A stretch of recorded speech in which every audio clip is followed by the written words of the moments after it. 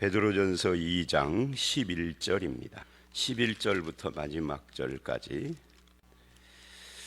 이제 오늘 말씀서부터 3장 12절 말씀까지 이 큰 문단은 전부 다 성도의 생활에 관한 문제들이라고 할 수 있습니다. 물론 3장 13절 이하에도 그 생활 이야기는 이어지고는 있으나 거기는 이제 좀 더 고난이라는 주제가 더 뚜렷해지죠. 그래서 오늘 본문은 11, 12절이 그리스도인의 삶의 원칙을 이야기를 하는 어쩌면 대전제 또는 서론 같은 그런 말씀이고요. 13, 17절은 국가관에 관한, 근데 이것은 단순히 국가만 말하는 것이 아니라 제도, 인간의 모든 제도라고 그렇게 이야기를 하고 있죠. 근데 거기에는 국가 문제뿐만 아니라 조금 더 원리적인 것들이 나오고 있고요. 그 다음에 18절로 20절에는 사환들아 함으로써 직업관 같은 그런 내용들을 말을 하고 있고요. 21절서부터 마지막 절까지는 우리가 그렇게 살아야 되는 이유로서 예수 그리스도의 본을 이야기를 하고 있습니다. 먼저 11, 12절 대전제인 이 기독교인의 삶의 원칙 이야기인데요. 우선 11절을 보면 우리는 누구냐? 거류민과 나그네 같은 너희다. 그렇게 이야기를 하고 있습니다. 말하자면 우리는 이 땅에 살고 있지만 여기가 영원히 살 곳이 아니다. 그래서 요거는 우리의 신분에 대한 이야기죠. 어제도 우리가 신분 이야기를 했는데 어제의 신분은 신앙적인 신분입니다. 택한 족속 왕 같은 제사장 거룩한 나라 그의 소유된 즉 보배로운 백성 이렇게 이야기를 했는데 오늘은 세상에서의 우리 신분, 세상에서 우리가 꽤 높은 직책에 있거나 또는 어떤 상류층에 속한 사람이라고 해도 거류민과 나그네다. 그렇지 않는 사람은 말할 것도 없고요. 이 세상 살만하다 그렇게 이야기를 해도 어차피 우리는 이 세상의 거류민이라 언젠가는 떠나야 할 사람이다 라고 말하고 있습니다. 옛날에는 이 기독교인들 초대교회 때는 핍박도 있고 고난도 있고 또 먹고 살기도 어렵고 그러니까 거류민과 나그네다 하는 말이 별 반발 없이 받아들였을지 모르겠지만 오늘날은 살만해져서 이 살만한 세상 더 살고 싶고 이런 생각들이 더 강하죠. 그런데 살만해졌어도 세상은 우리가 거쳐가야 할, 지나가야 할 곳이다 하는 것을 지금 분명하게 합니다. 그래서 이 자세, 신앙적으로는 아까 말한 그런 2장 9절 10절이 말하는 이런 신분의식을 가져야 하고 세상 속에서는 거류민과 나그네다. 거류민이라는 것은 행인이라는 말이죠. 지나가는 자들이라는 것. 잠시 여기서 머물다가 가는 존재들이다.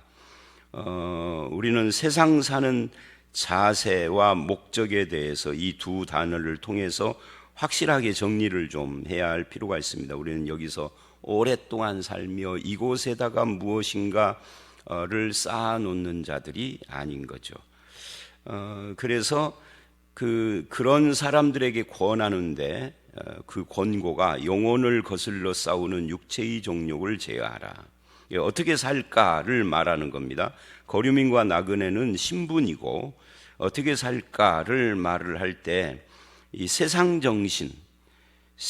정신을 따라 살지 말아야 하는데 그 세상 정신을 따라가도록 우리 속에서 부추긴 것이 이게 육체의 정욕이죠. 그래서 영혼을 거슬러 싸우는 내 영혼은 주님을 향하여 가고 싶은데 내 육체의 정욕이 탐욕, 욕심은 세상을 따라가고 싶어하는 이것을 제어해야 한다라고 지금 권고를 하고 있습니다. 또 12절 너희가 이방인 중에서 말은 안 믿는 사람들 속에서 그런 뜻이죠. 선하게 행실을 선하게 가져야 한다. 그러니까 두 번째 우리 삶의 자세, 첫 번째는 육체의 정욕을 제어하라고 자기 스스로에 대한 거고 두 번째는 다른 사람들과의 관계에서 행실을 선하게 가져야 한다. 이방인들 사이에서.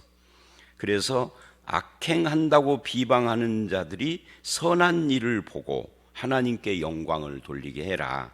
오시는 날에라는 이 말은 재림만 말하는 것은 아니고, 이게 원래 이 단어가 헬라어로 방문하시는 날 그렇게 돼 있어요. 물론 이 방문이라는 것이 재림도 포함하죠.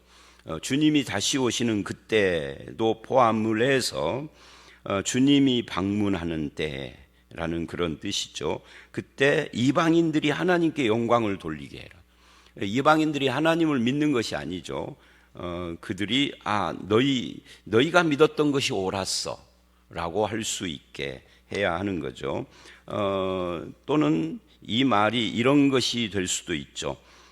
너희 선한 일을 보고 주님이 오실 때 하나님께 영광 돌린다 하는 말은 우리의 선한 행실 때문에 더 이상 비방을 할 수 없게 되어지는 그런 것들을 이야기를 합니다. 어쨌든 우리가 세상 속에서 선한 행실을 가져야 한다 하는 것이 12절의 초점입니다. 근데 실제로 예수 믿는 사람들이 교회 밖에서 선하게 안 사는 사람들 많아요. 목회를 하면서도 그렇고 부목사나 전도사 때도 그렇고 청년 때는 뭐 별로 그런 뭐를 못 들었는데, 일단 나이가 어려도 20대 전도사를 시작을 했는데 그래도 전도사가 되니까 들려오는 소리들이 있어요. 그리고 그때부터 들려오던 소리가 지금까지도 들려오죠. 주로 믿는 사람들이 교회 밖에서 어떻게 사는가에 대한 소식이에요. 와서 해줘요. 안 믿는 사람도 내가 목사인 줄 알고 말해주고, 최근까지도 안 믿는 사람이 목사님 갑자기 길을 가다가 저를 최근에도 목사님 그래요. 그래서 왜 그러십니까? 그 막 한 30분 세워놓고 저 앞에 이야기를 하는데, 말하자면 우리 교인 중에 악행하는 사람에 대한 이야기를 해요. 이거 참 나쁘고로운 일이죠. 교회에서는 그렇게 경건해 보이는데 교회 밖을 나가면은 악행을 한다고. 물론 그들이 말하는 그 지적이 100% 옳은 것은 아니에요.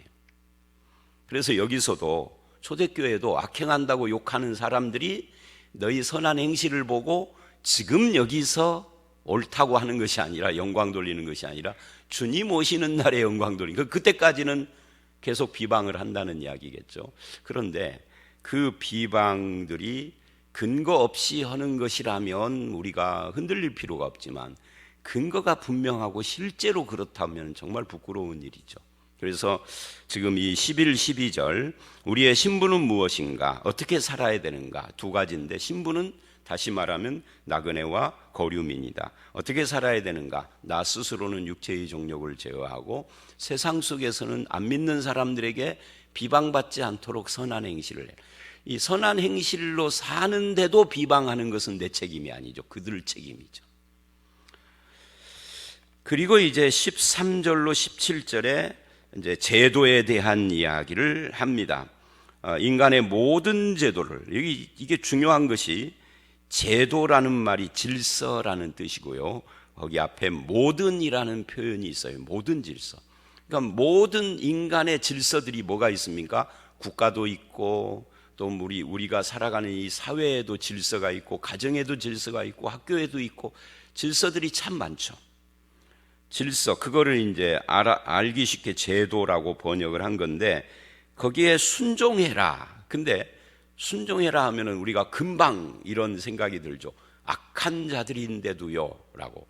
내가 순종해야 할 부모가 악하고, 선생이 악하고, 왕이 악하고, 공무원들이 악하고, 이 사회로 말하면 상사가 악하고 사장이 악한데도요 라는 생각이 딱 드는 겁니다. 그런데도 순종하라고 그래요. 왜 순종하느냐면, 순종해야 할 그 대상 때문에 순종하는 것이 아니라 주를 위하여예요. 주를 위하여라는 것이 대전제가 지금 되어져 있습니다.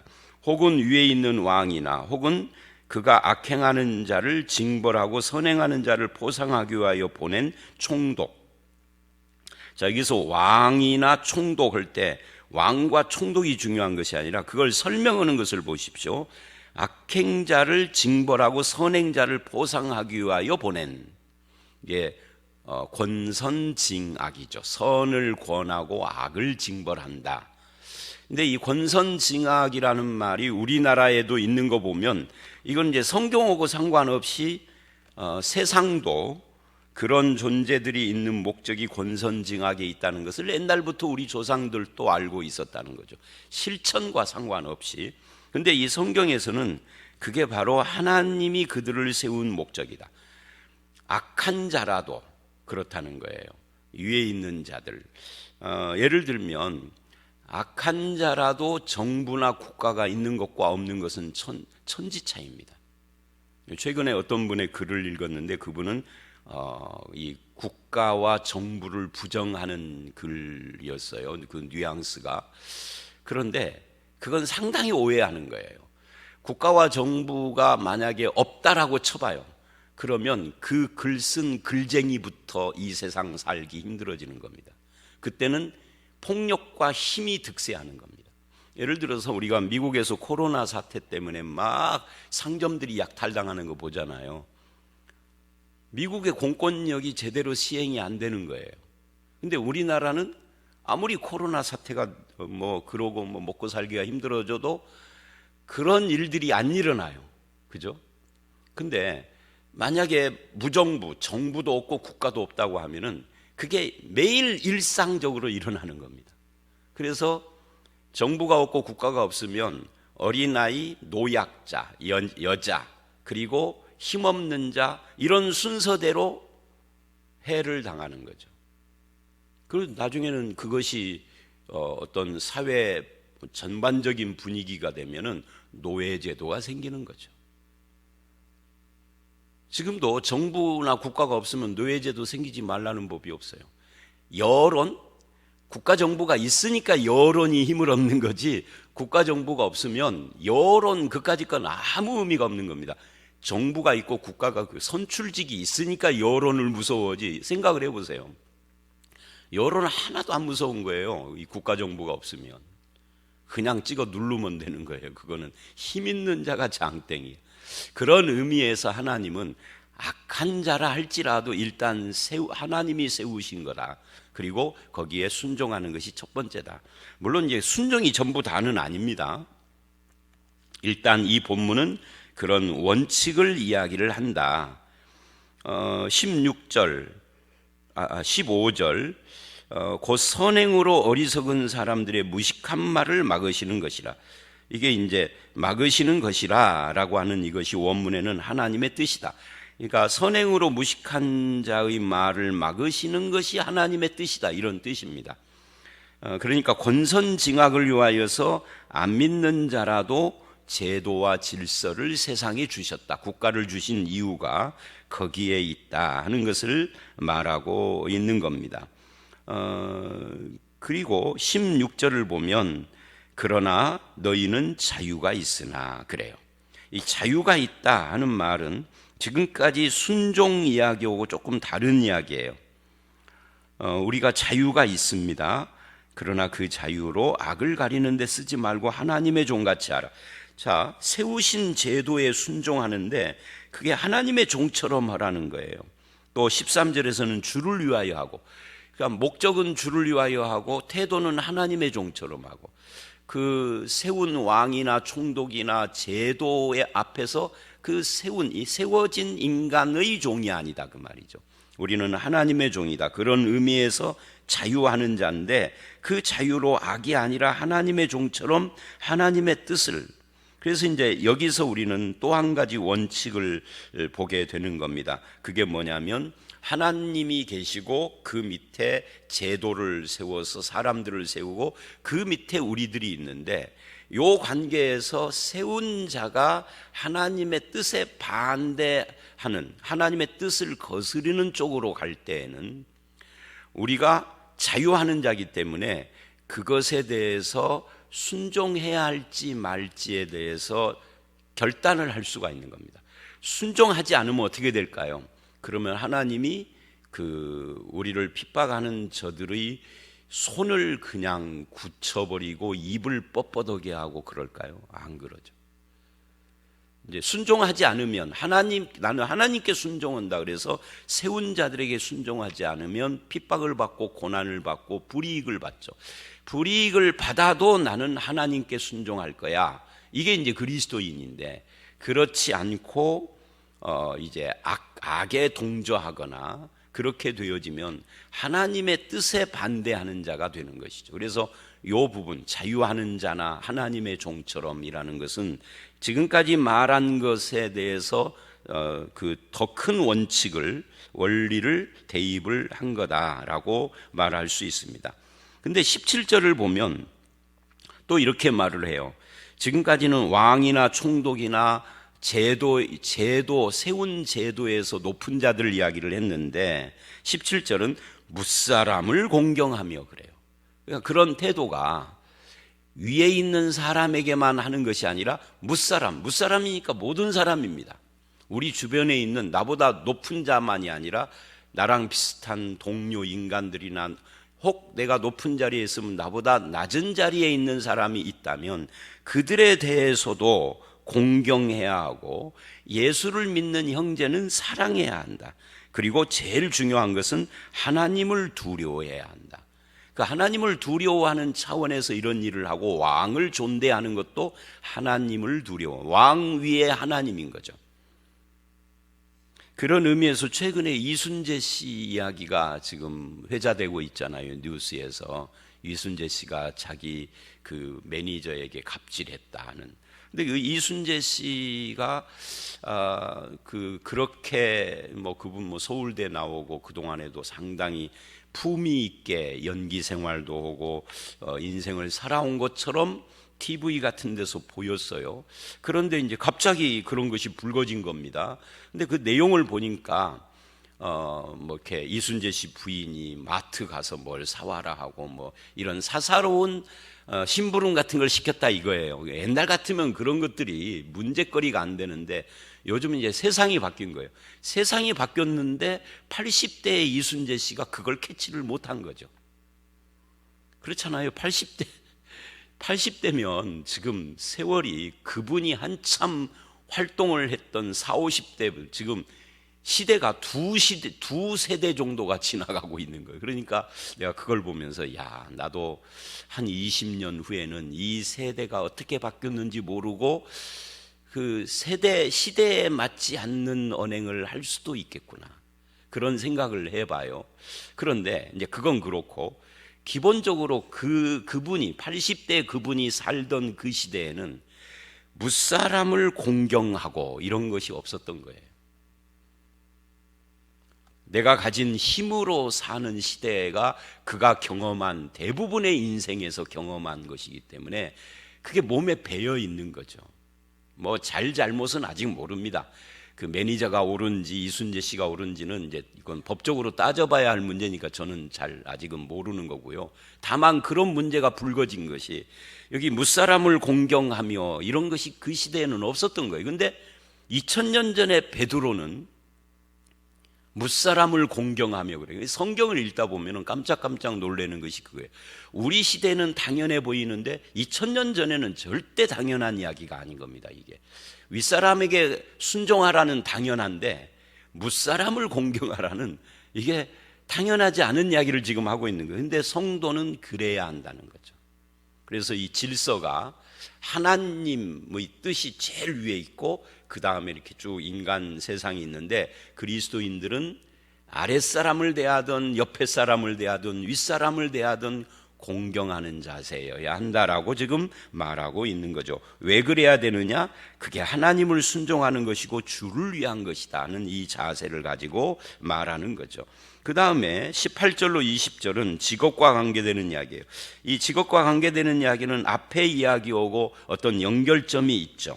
뭐라고 이야기를 하느냐? 사완들아, 그래. 사완들아라는 이 말은 이제 바울 서신에서는 종들을 말하는 거죠.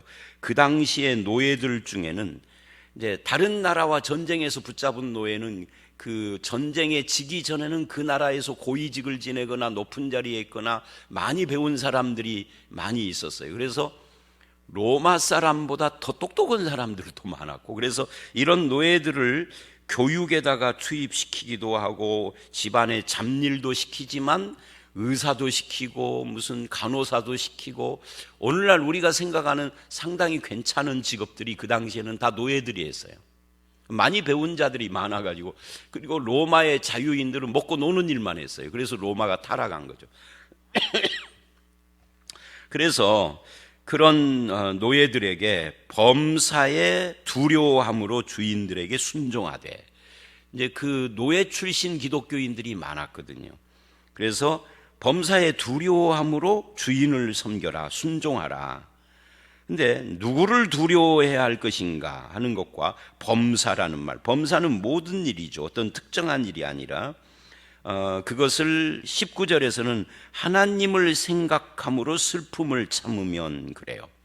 하나님을 생각함으로, 이 말은 하나님이 기본, 하나님이 우리의 삶의 태도를 결정하는데 가장 기본이 된다 하는 것을 말하는 거죠. 그러면 사람 앞에 아름다운 것이 아니라 하나님 앞에 아름답다. 죄가 있어서 참으면 아름다운 것이 아닌데, 선을 행함으로 고난을 받을 때 참으면 하나님 앞에, 그러니까 하나님이 평가하신다는 거죠. 그 모든 삶을. 이를 위하여 너희가 부르심을 받았다.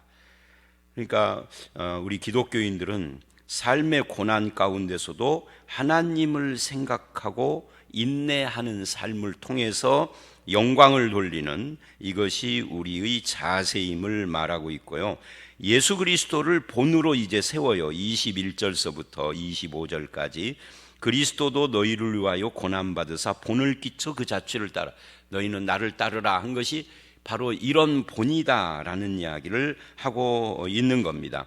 그래서 본 대신 예수 그리스도가 어떤 분이냐를 쭉 이야기를 하는데, 22절 23절을 보면 그분은 죄를 범하지도 않고 거짓도 없으신 분이고, 23절 맞대항하지도 않았고, 누군가가 욕하고 나를 치고 그래도 맞대항하지 않았다 그래요. 하나님의 심판에다가 맡겼다. 하나님의 공의의 심판, 하나님을 지금 공의로 심판하시는 그랬는데 이게 하나님입니다. 그러니까 이 말은 우리 입장에서는 하나님의 존재와 하나님의 심판을 믿어야 이런 태도가 가능한 거죠. 그것이 안 믿어지는 사람은 이런 삶을 살 수가 없다라고 이야기를 합니다. 그런데 예수님은 그렇게 살았는데 그렇게 사신 목적이 뭐냐? 이렇게 이야기를 해요. 24절 친히 나무에 달려 그 몸으로 우리 죄를 담당하셨으니, 그러니까 우리 죄를 담당하시는 그것을 목적으로 왔기 때문에 그런 인내가 가능했다, 또는 인내를 하셨다, 그런 이야기죠. 그러니까 우리도 무엇을 목적으로 하느냐가 중요해요. 앞에서 나왔죠. 주를 위하여, 그렇죠? 그리고 하나님 앞에 아름다운 삶, 하나님의 평가, 이런 것들을 바라보고 우리도 그런 순종이나 인내가 필요하다 하는 것을 말을 하고 있는 거죠. 이는 우리로 죄에 대하여 죽고 의에 대하여 살게 하려 하심이라. 그가 채찍에 맞음으로 너희가, 그러니까 예수님이 부당하게 고난을 받음으로 우리가 나음을 얻고 구원을 얻고 죄를 사함받고 했으니, 그러니 우리도 예수님과 같은 태도로 주님을 따라갑니다. 다만 뭐만 달라요? 예수님은 누군가의 죄를 사했고 우리는 누구의 죄를 사하는 것이 아니라 하나님께 영광 돌리는 것이다. 이렇게 지금 이야기를 하는 거죠. 25절 전에는 너희가 길 잃고 방황하는 자였다, 양처럼. 그런데 이제는 영혼의 목자와 감독자이신 분에게 돌아왔다. 그분이 누구예요? 그게 이제 예수 그리스도, 또 아버지 하나님을 포함한, 그러니까 그 영혼의 목자라는 말은 이해가 돼요. 우리를 인도하시는 분, 우리에게 푸른 꼴을 쉴 만한 물가를 제공하시는 분이에요. 그런데 감독되신이라는 말이 거기에 끼어들었죠. 이 감독되신다라는 말은 우리의 삶을 평가 판단하실 분이다, 그런 이야기예요. 또 나를 내가 어떻게 사는가를 보고 계시는 분이죠. 그러니까 우리는 이 세상에서 믿지 않는 자들 때문에 불이익을 당하고 고난을 당해도 인내를 하고, 때로는 순종도 해야 하는데 그것을 다 감독하고 지켜보는 분이 우리의 아버지시다. 그분이 어느 날 심판하실 것이라는 이야기를 하고 있는 겁니다. 자, 오늘 말씀 상당히 여러 이야기를 했는데요.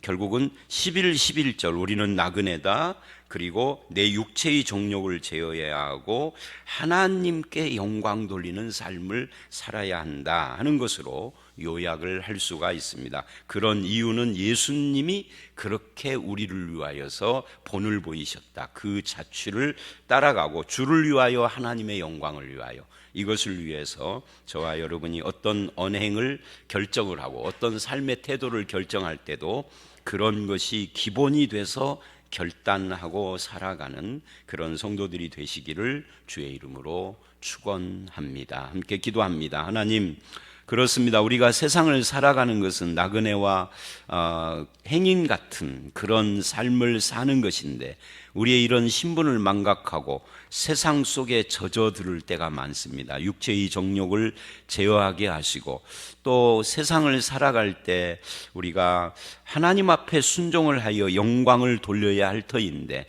내 기분대로 살 때도 참 많습니다.